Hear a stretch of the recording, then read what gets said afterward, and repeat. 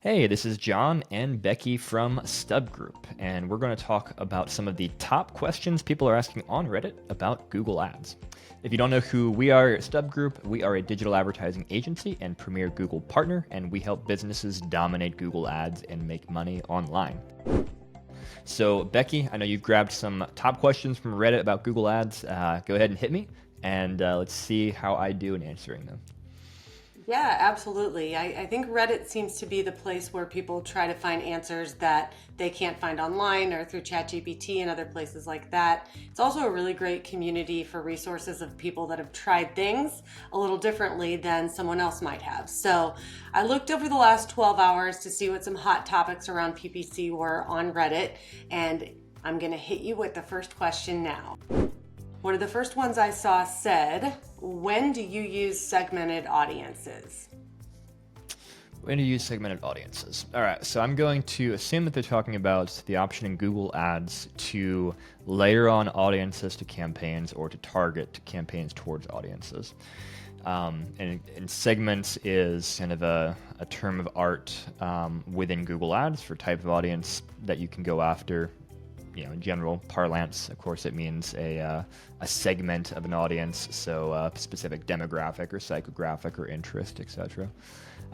So where do we use audiences in Google Ads? Well, there's a couple of different areas. Remarketing campaigns are using audiences targeting people who've already been to your website or maybe engaged with your YouTube channel if you're going to YouTube remarketing, that kind of thing.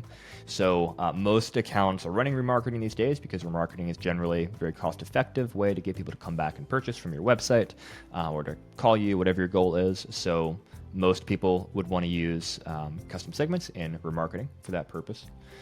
You also have businesses who are targeting specific types of consumers. So let's say maybe you sell luxury watches. You're interested in targeting people who are interested in luxury watches. So in that case, if you're running campaigns, you might use an in-market audience that Google would have available for people who are in the market for luxury items. And that will make it more likely that you reach the right people with your ads. Now, big caveat about Google's audiences is they're far from perfect. Google's making inferences about what age someone is, what they're interested in. Sometimes they're right, sometimes they're wrong. Obviously, you've got situations where multiple people use the same computer and have very different use cases and search history, and that all kind of gets lumped together. So there's lots of reasons why it's not perfect. But yeah, if you're trying to get a very specific type of person, maybe you're selling something that is for parents, you might add a segment to your campaigns to only target people Google thinks are parents, and you might miss out on some parents that Google miscategorized. You might still reach some non-parents that Google miscategorized, but you're going to be more likely to reach more parents and more likely to not spend money on non-parents if you opt into that. So those are some of the examples I would say off the top of my head where you might use segmented audiences. Awesome. You actually answered another question that was on Reddit today that I didn't add, which was a person asking how to target grandparents that might want to buy the gift for their grandchildren. So obviously segmented audiences is the way to go with that. So you answered a question I didn't even ask, which is pretty cool. Must be psychic. I will say with that, the tricky thing there is Google doesn't have a specific segment for just grandparents.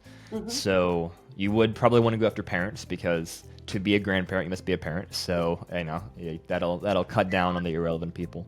But you'll still probably get a bunch of parents in there. So that's where you've got to be creative. Okay, what keywords are you going after? And you could look at other audience options. Is there something that people a little bit older might be more interested in, more likely to be looking for, and look through in-market audiences and say, hey, if they're looking for X, that means that they're more likely to be in that grandparent range. You also can set age ranges in your targeting in Google. So you could say, there's a couple of different brackets. You could say 65 plus, you could say lower than that as well. Again, not perfect because some of that data comes from inference, not actual true knowledge on Google's end. But again, you're more likely to reach the right people if you use those targeting. Very cool. All right, on to number 2. It's a very blunt question. Is manual CPC dead? Great timing for that question because there's a lot of conversation right now in the Google Ads world about manual CPC. There's a whole trend right now, a lot of people, advertisers, agencies who are I would say, breathing some new life into manual CPC bidding. If you don't know what manual CPC bidding, it's simply, it's kind of the origin of Google Ads bidding. It is the least hard to understand, complicated part of Google Ads bidding, where you literally say, Google, you are allowed to spend up to X amount per click for this keyword. You set that manual cost per click limit. And it could be whatever you want. It could be a cent, $1, $10. Obviously, if it's too low, you're not going to get traffic, but you are telling Google you've got no permission to spend more than X. Pretty much every other bidding type out there gives Google some flexibility, some varying level of flexibility to make decisions about what it's going to bid based upon other factors. But with manual, it's just straight up, this is, you're the auctioneer, this is my limit in the auction. Now, Google strongly pushes what they call smart bidding, which is bidding strategies that leverage automation, bidding strategies that are not manual CPC.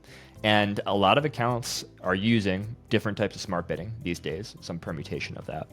And a lot of accounts have seen great success using smart bidding. There's a reason that most accounts have moved away from manual CPC. But the big caveat I will make to that is that Google's cost per clicks have also continued to increase over time. A lot of advertisers are seeing this. It's like, hey, we're getting less traffic for the same cost. I look year over year, they just keep creeping up, and it's not like our conversion rates are getting better, so our cost per conversions are just getting worse. Our ROI is decreasing. And so there's a lot of testing going on right now of different permutations of using manual CPC bidding to see if we can get Google to still give us good traffic at lower clicks, where we have more, or lower cost per clicks, where we have more control over things. And there's some, I'd say, counterintuitive things going on right now where a lot of advertisers are seeing more traffic, lower cost per clicks, and strangely better position when they use manual CPC bidding than when they use smart bidding. Now, they don't always see better conversions and cost per conversions and conversion rates, which obviously is what matters. So that's the big thing people are testing right now, which is, can we still get relevant enough traffic with these lower manual CPC bids to make it work? And I'm seeing it is working well for some advertisers, not for others. We're doing a lot of testing of this ourselves right now. But very wordy reply to a very short answer, and the too long don't read is manual CPC is not dead, still relevant, and it's particularly relevant when you're just getting started, when you don't have data in your account, you're running new campaigns. Often we'll use some permutation of manual CPC bidding to get that data collected for Google so that if we want to switch to smart bidding at some point, Google has the data to be able to make that switch. So manual CPC is a zombie. That's what it sounds like. It's a zombie that's getting some life breathed into it right now. Yeah. So we'll see where it goes. I like it.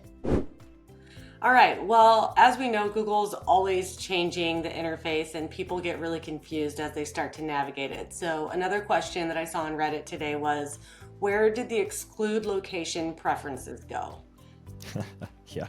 Yep, Google's got their new UI, and I've had the same question myself recently because they move everything around. So to find how to exclude locations, you go to the campaign, and then in the kind of the new options there on the left where Google lists like campaigns, search keywords, audiences, etc., go to where it says audiences, keywords, and content. That's the name of the heading.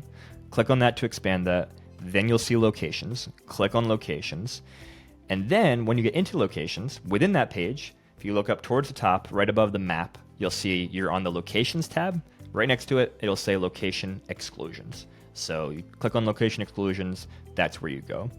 Alternatively, you can use the search feature within the UI, which I'm using more and more these days because it is kind of harder to get to where you need to be through the normal hierarchy of things. So you can search and try and get to there through there. But if you need to, again, audiences, keywords, and content, locations, tab within that, locations, exclusions.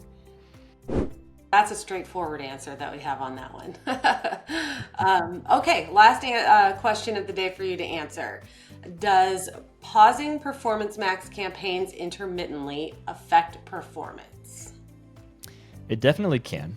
Yeah, I'd say with all campaigns on Google, the more you pause it and the longer it's paused, the more detrimental that can be to performance. Now, sometimes you have to pause campaigns. I understand. There's things that happen. But the more you can limit doing that, the better. Because Google, they like consistency, they like consistent data, And when you pause things, they don't have that consistency, and that can mess up the system.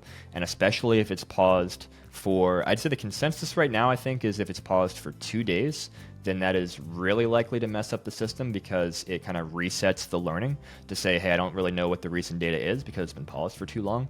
And then it has to relearn when you re-enable it. Now, that's not to say that it might not, fire back on all cylinders very quickly. Sometimes it does. So it's not like, hey, for sure your campaign, your account's in the trash if you do it. But be cautious about it.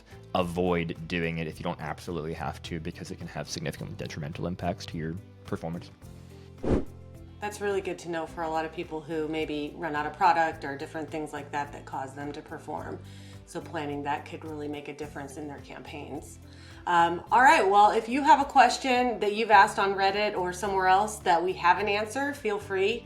Ask it in the comments on this video. Yeah, ask any questions you've got. Maybe we can answer them in the comments, or maybe make another video about it. We love the questions, love to share as much helpful information as we can. So till next time, thanks so much for your time. Tap subscribe to get more videos like this, and we will see you on the other side.